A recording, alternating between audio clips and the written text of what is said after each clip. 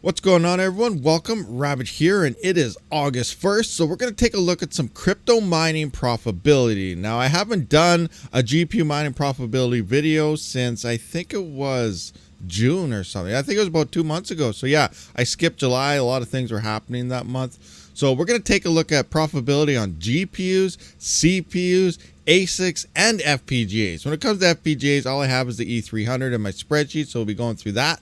But let's start it off with the GPUs. So the reason for this is we can see the progression through the bear market leading into the bull market. And then when the bull markets happen and people forget that we even had a bear market, or new people come into crypto, we can look back and say, hey, remember this? Well, it's going to happen again. So, it's just a reminder on how the cycles actually play out. But here we are on the GPUs, and we can see that we got Clore actually rocking a bunch of things. We got G-Link, we got Sky Doge sitting here on the 4090s, 4080s, 58 cents after power, 48 cents after power, 41, 40, 38, 31, 30 cents. This is all at 11 cents per kilowatt hour. And back in my June one, if you guys can kind of see this, it's a little small, I apologize, but we're actually looking more profitable than 2 months ago. And 2 months ago, we had Peppy Pow, or whatever the heck this funny, weird meme token dumb thing was. No offense if you absolutely love this coin, I don't know why, but it was the most profitable across the board 2 months ago. And we even had some Ironfish in here on the 7900 XTX, but we can see we were only making 11 cents, 12 cents, 15, 16, and so on. We were at 85 cents on the 4090, which is down now to 58 cents. But we can see it is now a different coin, and there's more profitability on more GPUs now. So that's very interesting moving forward. Another interesting stat here is the majority of GPUs today are mining Dynix. Dynix is the most popular GPU mineable coin right now. So right now we can see Dynix here, 14% of all GPUs in HiveOS is mining Dynix. Now, that doesn't mean this is for every GPU. Obviously, some people use Windows, other people use other operating systems, but HiveOS is one of the most popular operating systems for mining, and that's where most of the people are. But we can see here at least, and the stats will probably feel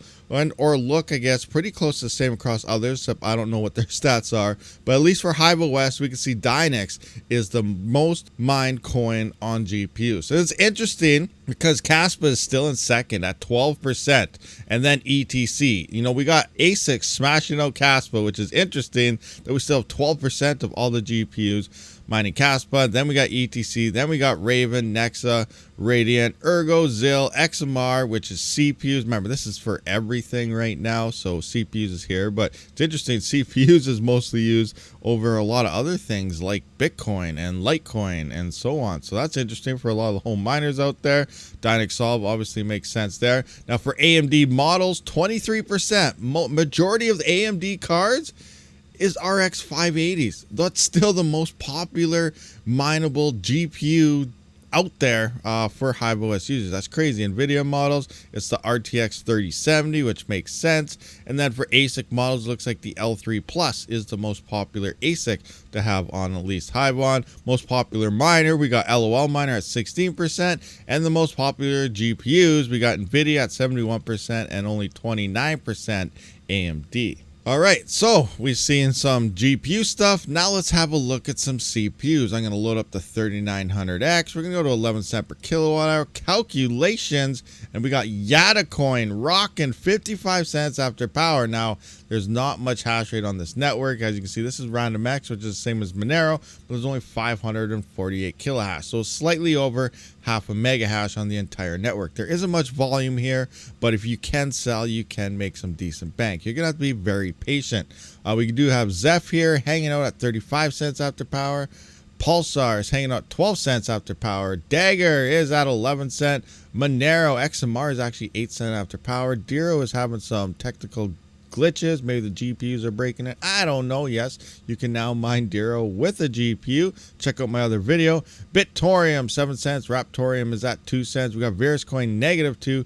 Panda Knight, we got -6. AVN -12. Haven is at -17. Urbis -24. And we still got to try to fix the good old Babacoin. So there we go. We have some decent profitability on some current rated CPUs here. Now let's take a look at, maybe something like a 7950X, which is a lot more efficient than our 3900X older Pal, but the 3900X is a lot cheaper. But we can see 85 cents, 57, 28 on Broken Dero, 25 cent, 23, 18, 17, 10, 8, 7. So there is some profitability happening across CPUs. All right, now let's have a look at some ASICs, and it's a no-brainer. The KS3 is on top, which isn't released yet, but the KS3Ls should be shipping anytime, and this number is going to drop very fast by quite a bit. You know, within the next 3 weeks, this will probably be less than $1,000 a day, but still, that's $1,000 a day. This is the most profitable ASIC miner to ever release for ASIC miners. Yes, you know, even looks like after 5,000 KS3s go online, this will still be more profitable than when the KA3 first released, making about $60 to $70 a day. This thing will still make, depending if the price of Kaspa keeps up to where it's at right now, it will still be over $60 a day with 5,000 miners hitting the network. So that's crazy. But again, we don't know how many KS3Ls, KS2s, and so on will be released. So those numbers will also increase that difficulty a lot more. Now we got the D9 in second place at 12 cents per kilowatt hour, which is crazy. There were some nice hash days where the D9 was making over $60 a day in Bitcoin. That's insane. It's short-lived, might only last for like an hour every 24 hours, but the predictor and the calculator was saying $60. That's crazy.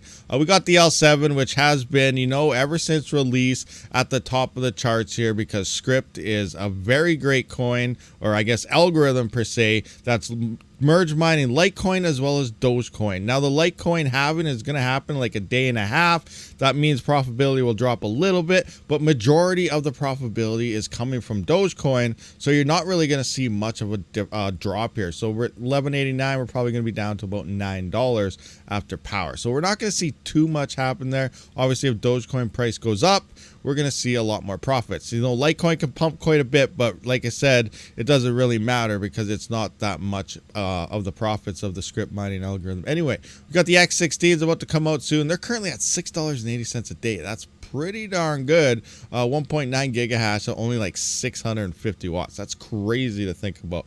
And we got the majority of these other ASICs here, and we can kind of see how it dips down into the red zone. Mind the ASIC is another great site for checking out ASIC profitability. They actually have the KS0 in here. No one really has the KS1s, KS2s and stuff on here. Only it seems the KS3 and then the Ice River KS0 is at Mind the ASIC. But we can see this is the second most popular and profitable ASIC, and it makes sense. This thing's only using, it says 65. It's actually 71 watts. We tested this thing out, 71 watts, but it's still making almost $20 a day at like next to no power. That is crazy. Look at this thing. This is insane. 521 actually, I think we're in the 400s now. This might be off a little bit at this point, but we'll have to check that out. Actually, I'm just going to jump into. We can see the numbers here though. We just looked at it on ASIC Miner Valley. I'm just going to jump in to see at the current numbers of the KS0. And yeah, it's about 495. So we're slightly under that 500 Kaspa mark. And now we're going to take a look at the E300 based on current network conditions. And it looks like Ironfish is the most profitable coin to mine. Like what? It used to be Kyla Coin. What's going on here? So here we can see Kyla Coin.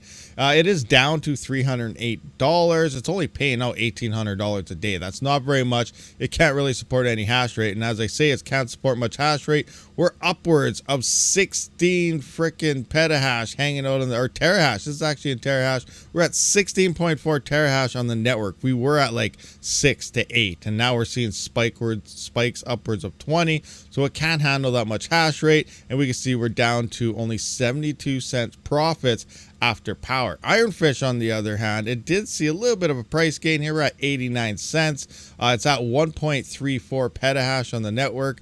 After power, that is about $2.09 at 11 cents per kilowatt hour. And Kaspa, it's just, you know, the ASICs are hitting it. We're over 3 petahash on the network right now. The price is up a bit to about 3.8 cents, but we are making $1.75 after power, which is actually more than Kyla Coin now, but it's a little under Ironfish. So right now it is looking like Ironfish is actually the most profitable coin to mine with this E300 FPGAs. And I do have all sorts of discount codes and a special promotion for even $300 off with the VU33P versions down in the description below. All right, guys, so thank you for checking out this video. We did go through GPUs, we went through CPUs, we went through some ASICs, and we checked out some FPGAs profitabilities for the start of August. Thank you for checking out this video. I will see you on the next one. Rabid out.